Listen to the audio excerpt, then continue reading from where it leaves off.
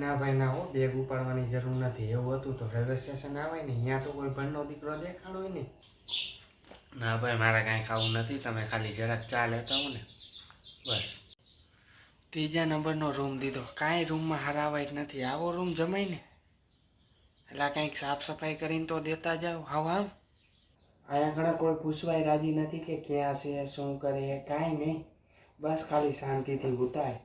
તાર કોઈને કહી દેજે તો મારી દવા લેતી આવે, મારી ઓલી હોનાની વીટી દઈ જતો, અને ઓલી બેગ શાંતિથી અહીંયા ખૂણામાં રાખીને મેકી દેજે. આ નકર અહીંયા કેટલાય લઈને વહી જાય. એ તો હારી જ લાગે ને જોડી. ભાઈ કરાવ્યું કોને? મેં કરાવ્યું હોય. અને અત્યારે તો કોઈ પૂછતાય નથી. જમાઈ ક્યાં ખૂણામાં બેઠો હોય શાંતિથી. આ તો આ લોકોને કે કોણ? આની પહેલાંય ઓલાના સનલાન લગ્નમાં મને વ્યવહારમાં ભૂલી ગયા હતા, અત્યારે ભૂલી ગયા. એટલે અમે હાથ કરવા આવી, અમે ભૂલાઈ જ જાય. એ ના ભાઈ ના હો, હવે ક્યાંય રોકાવાનું થતું નથી યાર. અમે ધરાઈ ગયા તમારાથી હો. ક્યાં તાર ભાઈ ક્યાં? હાલ ને આમ હવે કેટલીક વાર ઓલી ટ્રેન વહી જાય છે, પછી રાહ જોવાની.